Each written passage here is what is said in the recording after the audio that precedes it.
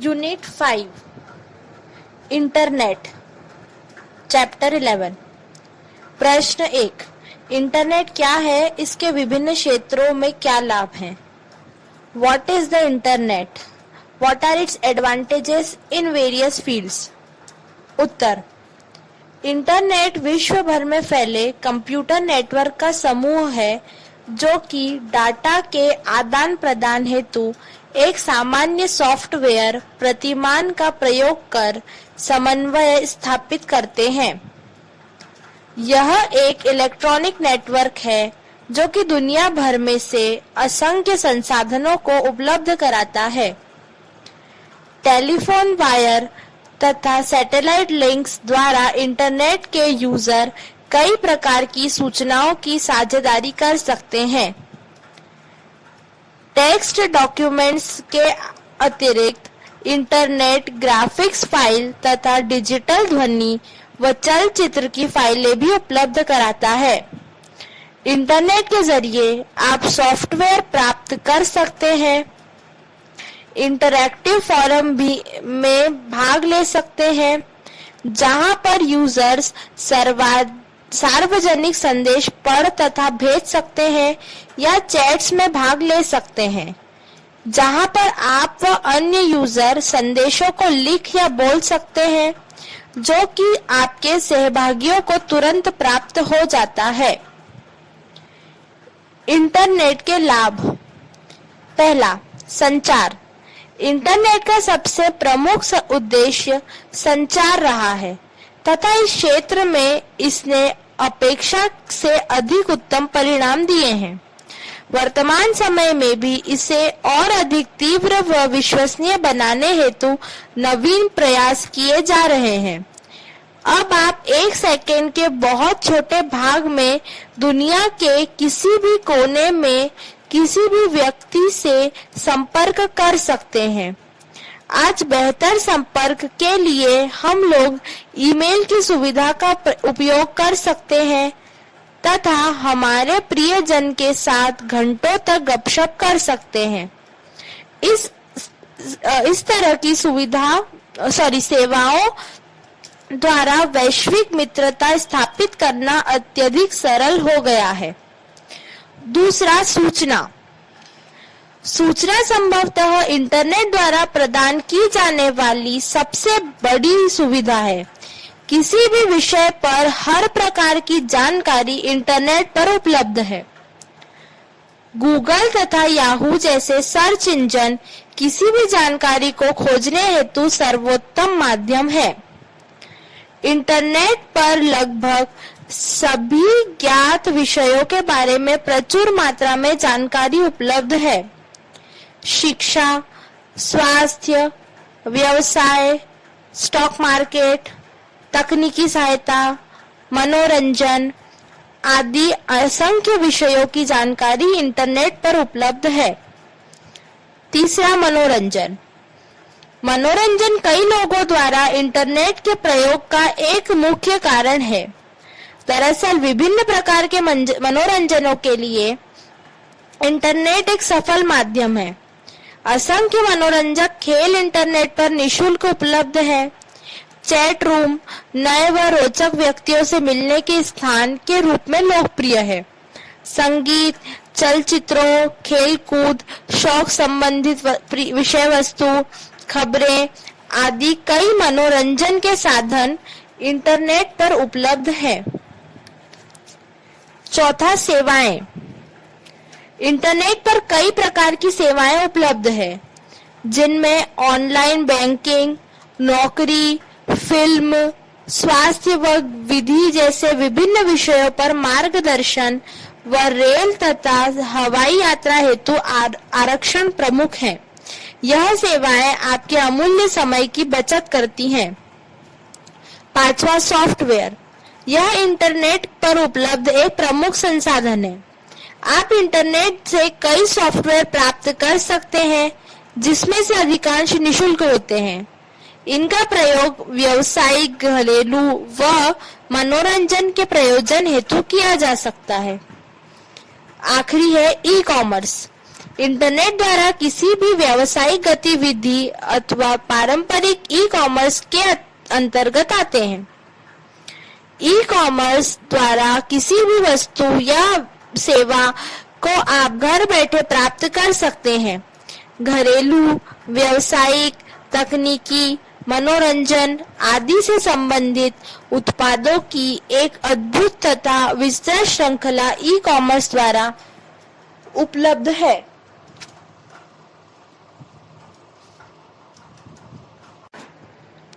प्रश्न 2, इंटरनेट की कुछ हानियां क्या है? What are some disadvantages of internet? उत्तर, पहला, व्यक्तिगत जानकारी की चोरी। यदि आप इंटरनेट का प्रयोग करते हैं तब आपके सम्मुख आपकी व्यक्तिगत जानकारी जैसे नाम, पता, क्रेडिट कार्ड नंबर आदि का किसी अनजाने व्यक्ति द्वारा चोरी किए जाने का भय होता है। वह इसका दुरुपयोग कर आपके लिए समस्या उत्पन्न कर सकता है। दूसरा, स्पैमिंग। स्पैमिंग बड़ी मात्रा में किसी को अनचाहे ईमेल भेजने के कार्य को कहा जाता है। यह ईमेल निरर्थक होते हैं तथा पूरे तंत्र के कार्य में रुकावट उत्पन्न करते हैं।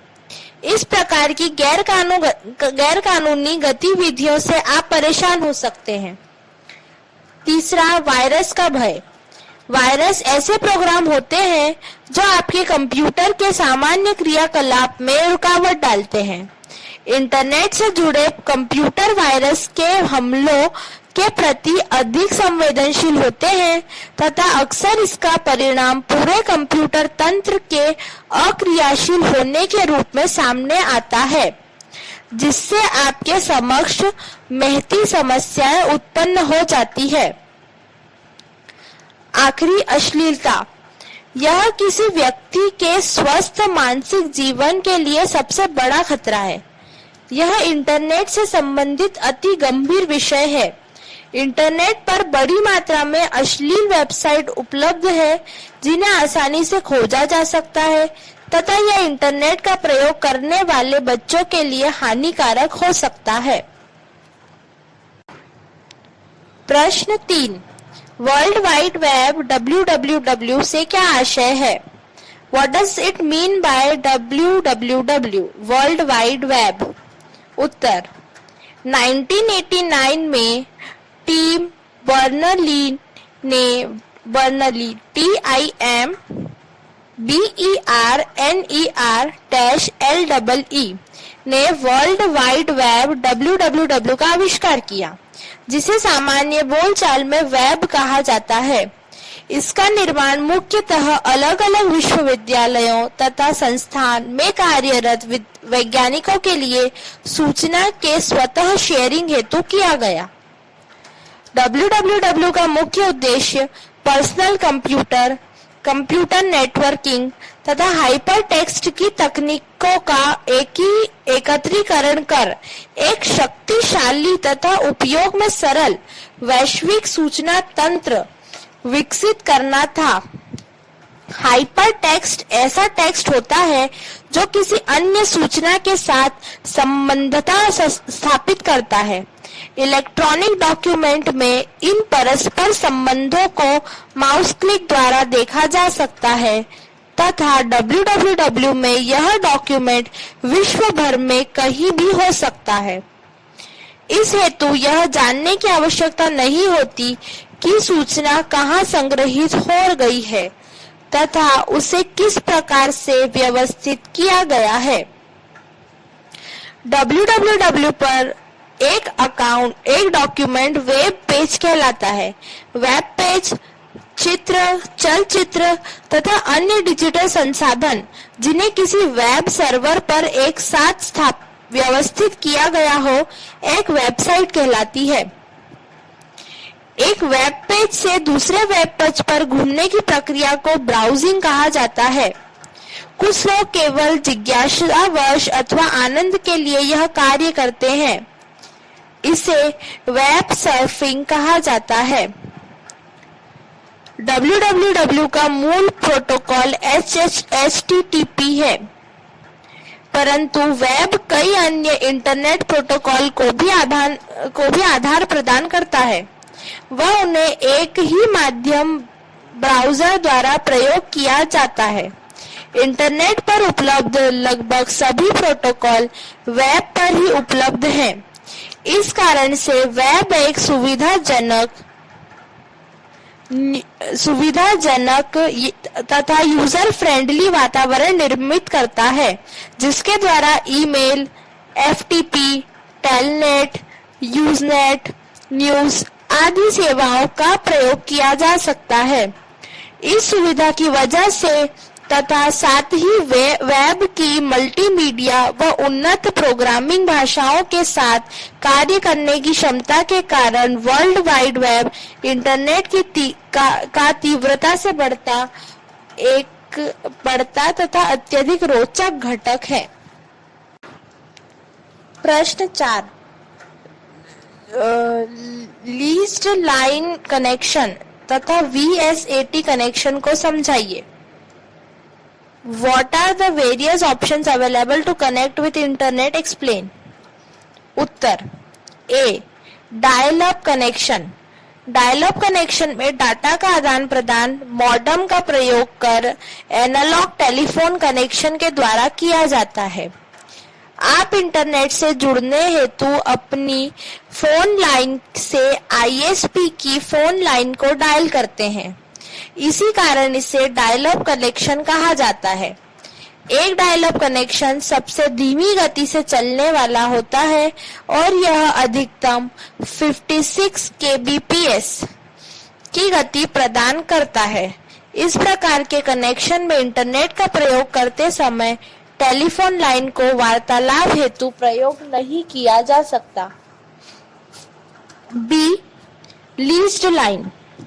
एक लीज्ड लाइन दो स्थानों को ध्वनि तथा डेटा दूरसंचार सेवाओं के व्यक्तिगत प्रयोग हेतु जोड़ती है।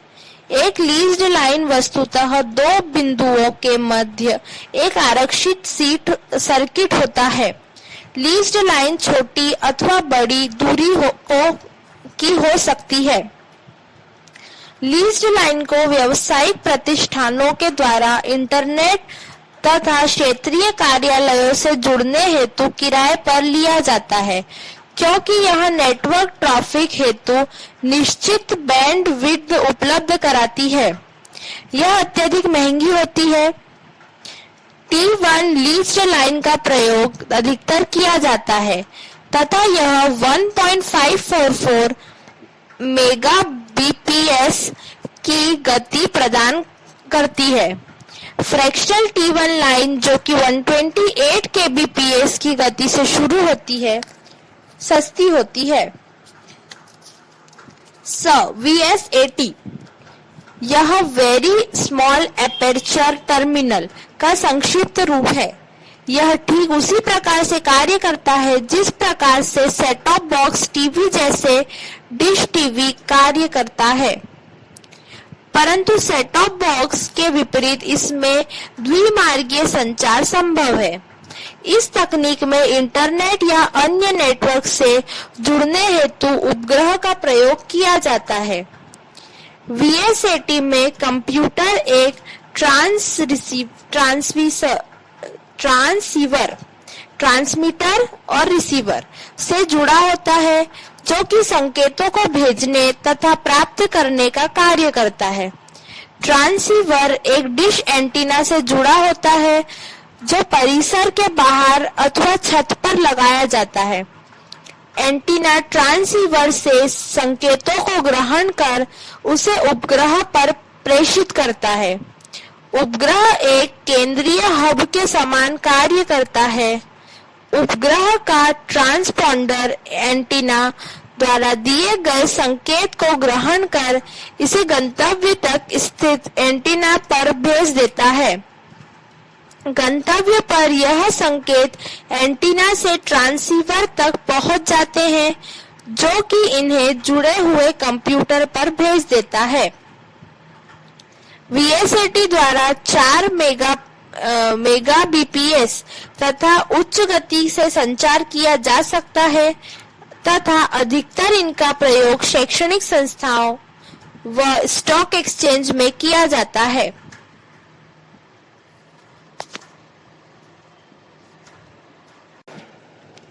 अगला है ब्रॉडबैंड। यह ऐसी दूरसंचार सुविधा है जिसमें एक ही संचार माध्यम पर डाटा तथा अन्य सेवाओं की कई चैनल्स का संचारण किया जा सकता है। इस शब्द की व्युत्पत्ति ब्रॉडबैंड विड्थ से हुई है। यह अत्यधिक तीव्र गति का संचार माध्यम होता है। वर्तमान में कई ब्रॉडबैंड तकनीक उपलब्ध है।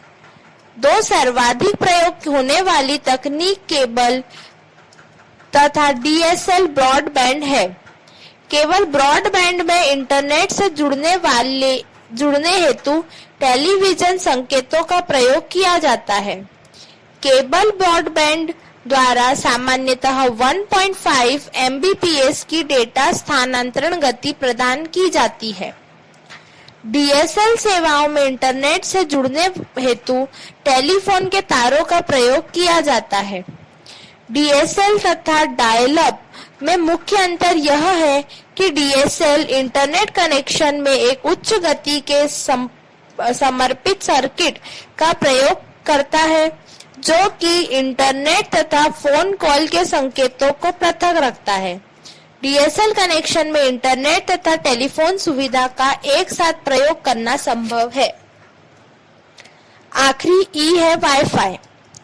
वाईफाई से आशय है वायरलेस फिडेलिटी। फिडेलिटी की spelling FIDEILITY। Fidelity wifi 2.4 gigahertz की आवृत्ति का प्रयोग करता है। यह एक विशिष्ट वायरलेस नेटवर्किंग तकनीक है जो कि उच्च गति का वायरलेस इंटरनेट तथा नेटवर्क कनेक्शन प्रदान करती है। वाईफाई नेटवर्क का क्षेत्र सीमित होता है।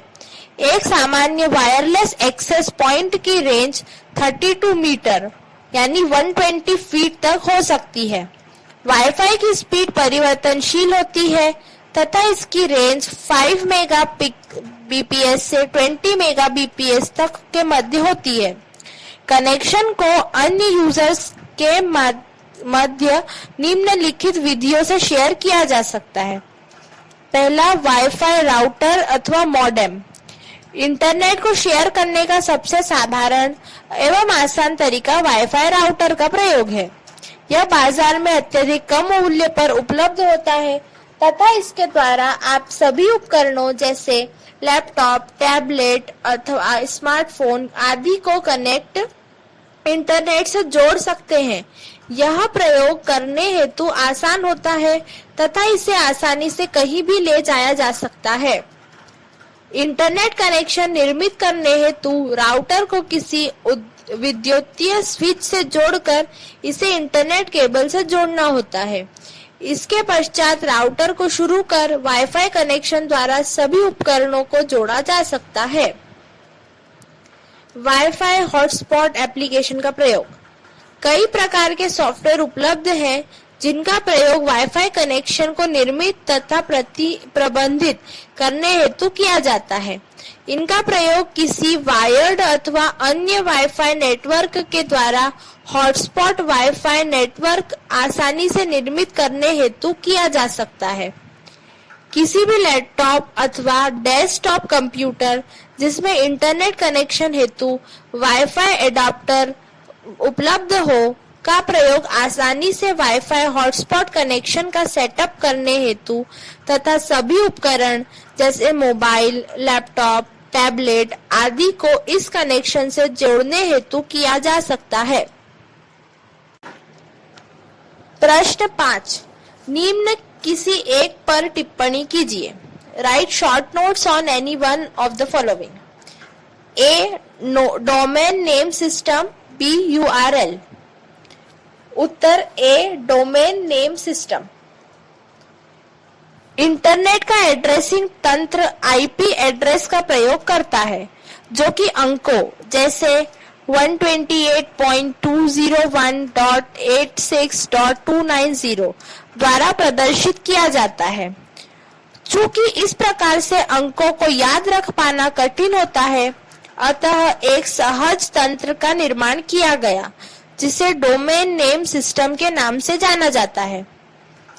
यह तंत्र आंकिक आईपी एड्रेस का शाब्दिक समतुल्य प्रदान करता है तथा यह सुनिश्चित करता है कि इंटरनेट पर प्रत्येक साइट का एक अद्वितीय नाम हो।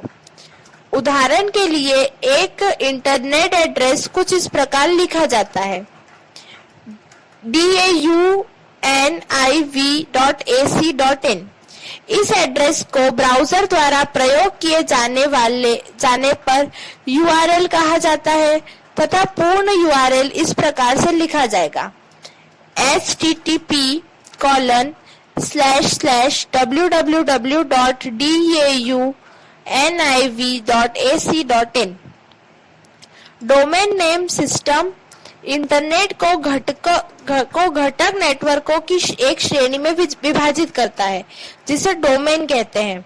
डोमेन नेम सिस्टम एक शाखित संरचना है जिसमें उच्च स्तरीय डोमेन, सब डोमेन तथा नाम आधारित क्लाइंट को अपनी सेवाएं देते हैं। इंटरनेट की प्रत्येक साइट किसी डोमेन से संबंधित है। उदाहरण के लिए विश्वविद्यालय edu डोमेन से संबंधित है। अन्य डोमेन gov शासकीय, com व्यवसायिक संगठन, mil सेना, net नेटवर्क सेवा प्रदाता तथा org अलाभकारी संगठन है। इन्हें जेनेरिक डोमेन कहा जाता है। डोमेन का एक अन्य प्रवर्ग भी उपलब्ध है जिसे कंट्री वाइज डोमेन कहा जाता है, जो उसके नाम के किसी देश का प्रतिनिधित्व करता है। कंट्री डोमेन सामान्यतः उसके नाम से 2 अक्षर द्वारा बने होते हैं। कुछ उदाहरण AC संयुक्त अरब अमीरात, AU Australia, CA Canada, CH Switzerland, CN चीन, GB great Britain, IN Bharat, OM Oman, JP Japan, UK United kingdom. URL एक यूनिफॉर्म रिसोर्स लोकेटर URL या वेब एड्रेस इंटरनेट पर किसी संसाधन जैसे डॉक्यूमेंट अथवा चित्र का एक मानक एड्रेस होता है। इसे सर्वप्रथम टीम बर्नेस-ली द्वारा www पर प्रयोग हेतु निर्मित किया गया। URL का उदाहरण निम्नलिखित है: http://www.yahoo.com/login.html। सामान्यतः URL 3 भागों में विभाजित है जिसे स्लैश व डॉट द्वारा पृथक किया जाता है। पहला भाग संसाधनों के मध्य प्रयोग की जाने वाली विधि प्रोटोकॉल को प्रदर्शित करता है जिसके साथ कॉलन लगा होता है तथा यह 2 स्लैश से पृथक किया जाता है। उपरोक्त उदाहरण में http: विधि को प्रदर्शित करता है। URL का दूसरा भाग उस होस्ट कंप्यूटर के नाम से को प्रदर्शित करता है जिस पर संसाधन उपलब्ध होता है। उपरोक्त उदाहरण में यह www.yahoo.com है। तृतीय भाग होस्ट कंप्यूटर पर संसाधन का पथ प्रदर्शित करता है। उपरोक्त उदाहरण को हम इस प्रकार समझ सकते हैं कि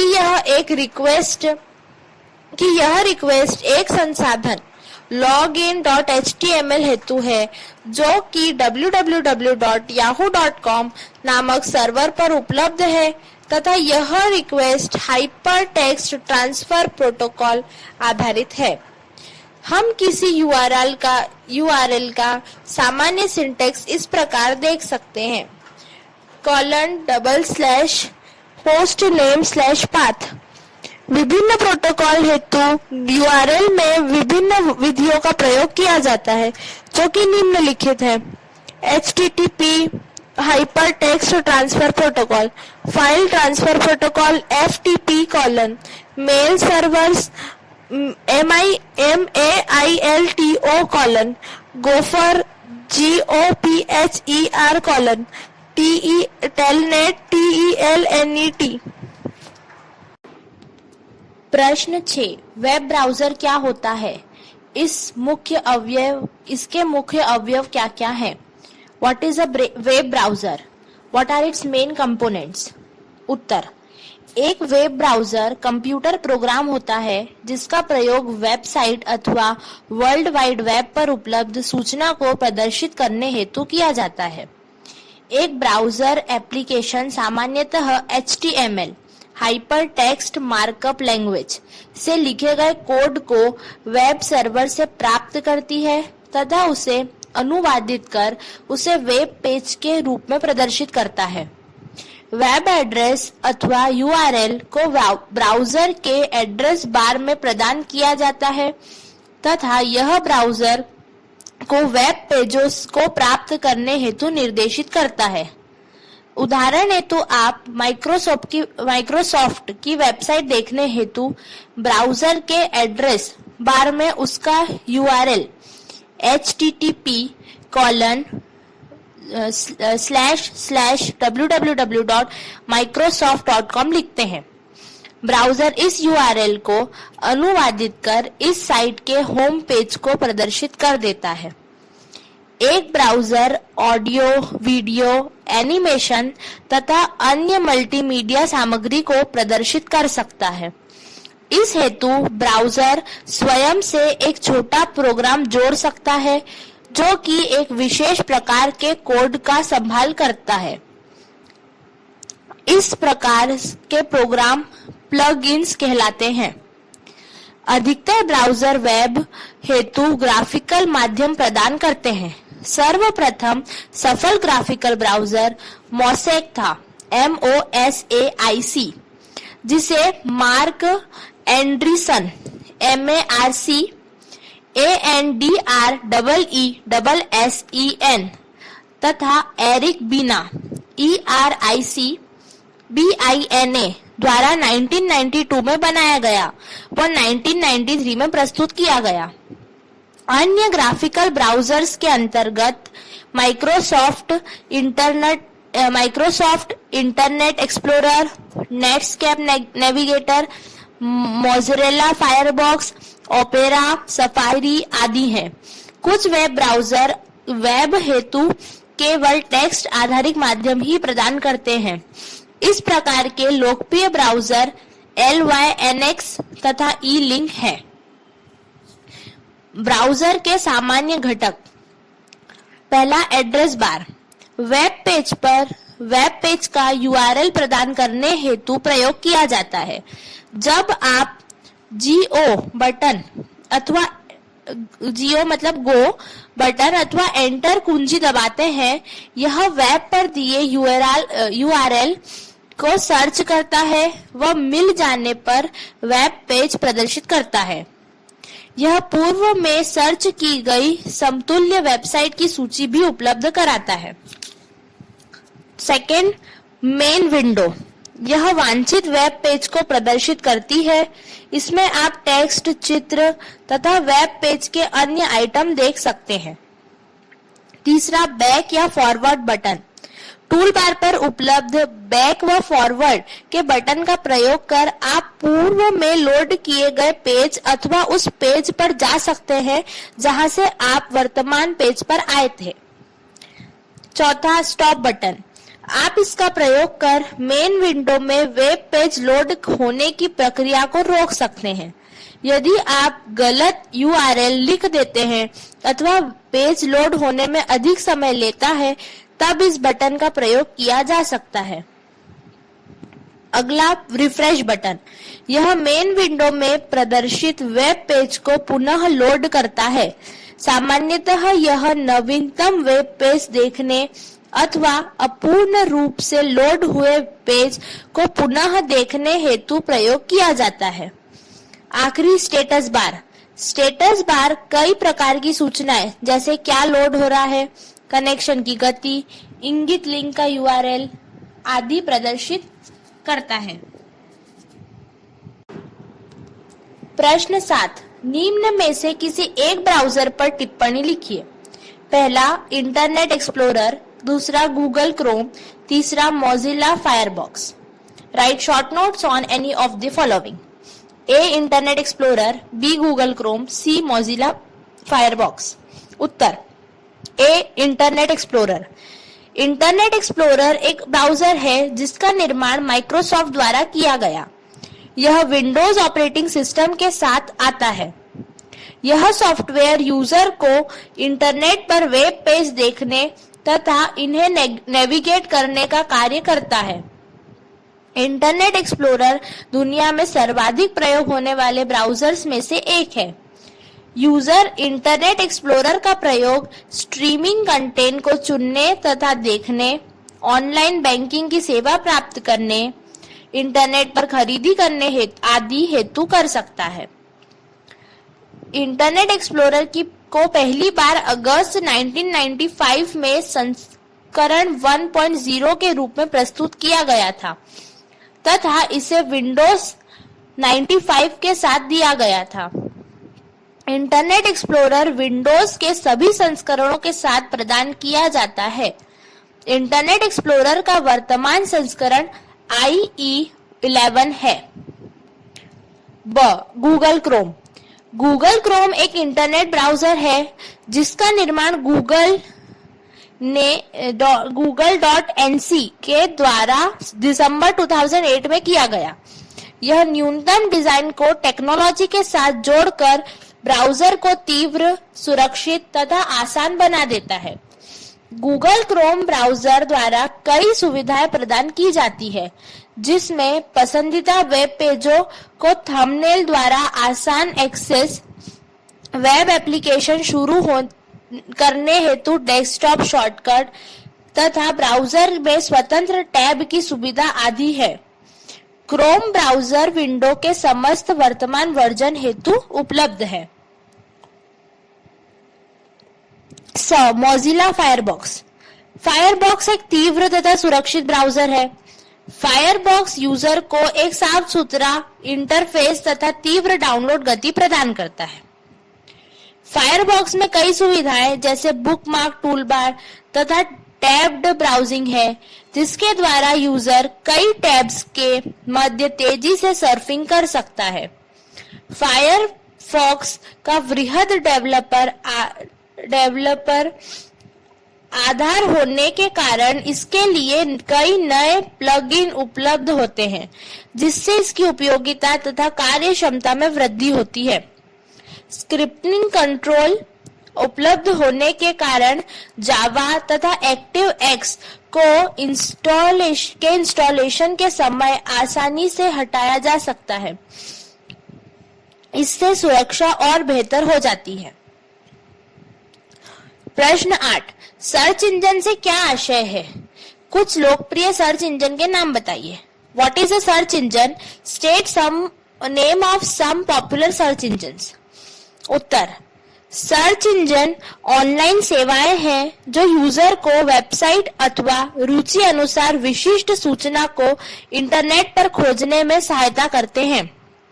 एक यूजर वेबसाइट ढूंढने हेतु शब्दों को प्रदान करता है तथा सर्च इंजन इन शब्दों की तुलना अपनी www की कैटलॉग में उपलब्ध कीवर्ड से करता है।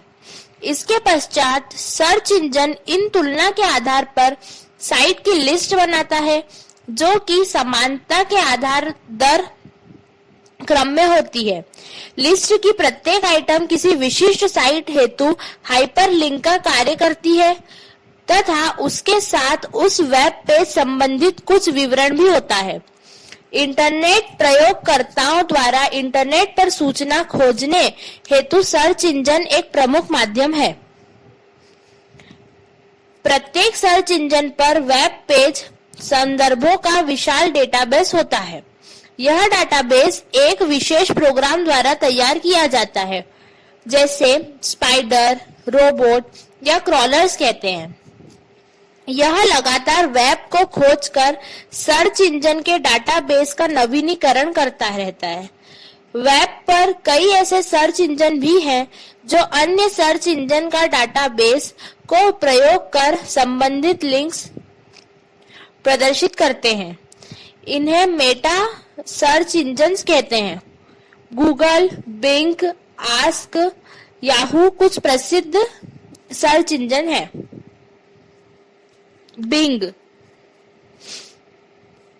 प्रश्न 9, कुछ लोकप्रिय सर्च इंजन्स का विवरण कीजिए। Describe some popular search engines. First, A Google. Google search engine विश्व का सबसे अच्छा सर्च इंजन है और साथ ही गूगल के सबसे प्रचलित उत्पादों में से एक है। दुनिया भर में 70% से ज्यादा खोज गूगल द्वारा ही की जाती है। गूगल लगातार अपनी सर्च इंजन की एल्गोरिदम को उन्नत करता रहता है, जिससे यूजर को बेहतर परिणाम दिए जा सके। दूसरा, बिंग। बिंग माइक्रोसॉफ्ट द्वारा निर्मित सर्च इंजन है। यह विश्व का दूसरा सबसे प्रचलित सर्च इंजन है। 2009 में अपडेट करने के पहले तक इसे MSN सर्च के नाम से जाना जाता था। बिंग खोज के समय कई सुझाव व खोज विकल्प प्रदान कर खोज में सहयोग करता है। Vicky search, visual search, related search जैसे विकल्प यूजर्स के लिए अत्यधिक उपयोगी हैं। ask.com के पूर्व में आस्क जीवीज के नाम से जाना जाता था। इसके खोज परिणाम प्रश्न उत्तर के वेब प्रारूप पर आधारित होते हैं। इसे 1995 में स्थापित किया गया। यहाँ यूजर प्रश्न पूछते हैं और सर्च इंजन उत्तर खोजने के लिए वृहद मात्रा में संग्रहित डेटा को एकत्रित करता है। यदि आस्क सर्च इंजन में किसी प्रश्न का उत्तर नहीं मिलता तो यह अन्य थर्ड पार्टी इंजन की सहायता लेता है। प्रश्न 10, स्टैटिक तथा डायनेमिक वेबसाइट से आप क्या समझते हैं? What do you understand by a static and a dynamic website? Uttar, static website. एक स्टैटिक वेबसाइट एक ऐसी साइट होती है जो वेब पेज को जैसे स्टोर किया गया है वैसे ही प्रदान करती है। एक स्टैटिक वेबसाइट को HTML अथवा HTML व CSS का प्रयोग कर लिखा जाता है। इन्हें निर्मित करने हेतु किसी प्रकार की वेब प्रोग्रामिंग या डेटाबेस डिजाइन की आवश्यकता नहीं होती। एक पेज पर हर आगंतुक को समान सूचना प्रदान की जाती है। स्टैटिक वेब पेजेस में कोड स्थायी होता है। पेज का कोड तब तक नहीं बदलता जब तक डेवलपर अपडेट नहीं करता। स्टैटिक वेबसाइट छोटी वेबसाइट के लिए बेहतर काम करती है, पर सैकड़ों व हजारों पेजेस वाली बड़ी साइट्स को इसके द्वारा संभालना ठीक कठिन हो जाता है। दूसरी, डायनेमिक वेबसाइट्स। डायनेमिक वेबसाइट्स ऐसी वेबसाइट्स होती हैं जो वेब पेज को रियल टाइम में निर्मित करती है। इन पेजेस में वेब स्क्रिप्टिंग कोड जैसे ASP या PHP का प्रयोग किया जाता है। जब एक डायनेमिक वेब पेज को एक्सेस किया जाता है, तब पेज में अंतर्गत कोड को वेब सर्वर द्वारा एग्जीक्यूट किया जाता है एवं परिणाम स्वरूप उत्पन्न HTML को क्लाइंट के वेब ब्राउजर पर भेज दिया जाता है। डायनेमिक पेजेस सूचना को डेटाबेस से प्राप्त करते हैं। डायनेमिक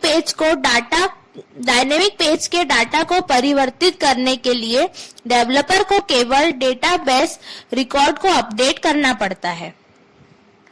यह विशेष तौर पर बड़ी वेबसाइट्स जिसमें सैकड़ों या हजारों पेज होते हैं उनके लिए उपयोगी है।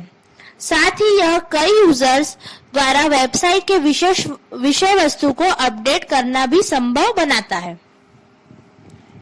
प्रश्न 11, एक वेबसाइट तथा पोर्टल के बीच क्या अंतर है? What is the difference between website and portal? उत्तर, वेबसाइट एक website web pages, images, video आदि का समूह होती है जो कि किसी विशेष संस्था से संबंधित होती है। सामान्यतः वेबसाइट का सारा कंटेंट सभी को बिना किसी रोक के दृष्टिगत होता है। सामान्यतः किसी यूजर को वेबसाइट का कंटेंट देखने के लिए लॉगिन करने की आवश्यकता नहीं होती। इसका कंटेंट भी सभी यूजर्स के लिए एक समान हो सकता है। वेबसाइट के पेजेस को एक सरल से यूनिफॉर्म रिसोर्स को लोकेटर URL, जिसे वेब एड्रेस भी कहते हैं, के द्वारा प्राप्त किया जा सकता है। वेब पोर्टल या पोर्टल। एक वेब पोर्टल एक विशिष्ट रूप से निर्मित वेबसाइट है जो कि कई प्रकार के स्रोतों से प्राप्त सूचना को स्थायी व एक समान रूप से प्रदान करता है। वेब पोर्टल संसाधनों व सेवाओं की विस्तृत श्रृंखला देता है, जैसे email, forum, search engine, online shopping mall आदि। यह इंटरनेट पर उपलब्ध सूचना का एक सुव्यवस्थित गेटवे होता है। वेब पोर्टल एप्लीकेशन एक स्थायी दृश्य व अनुभव प्रदान करते हैं। यह किसी एक्सेस कंट्रोल द्वारा सुरक्षित हो सकता है, जिसका कंटेंट केवल सदस्य या भुगतानकर्ता ही प्राप्त कर सकते हैं। यह कोई डेटाबेस या एप्लीकेशन का एक्सेस भी प्रदान करता है। कुछ वेब पोर्टल के उदाहरण हैं AOL, याहू, गूगल आदि। लीज्ड लाइन कनेक्शन तथा VSAT कनेक्शन को समझाइए। उत्तर प्रश्न 4 देखें। वाईफाई से आप क्या समझते हैं? What do you understand by wifi? प्रश्न 4 देखें।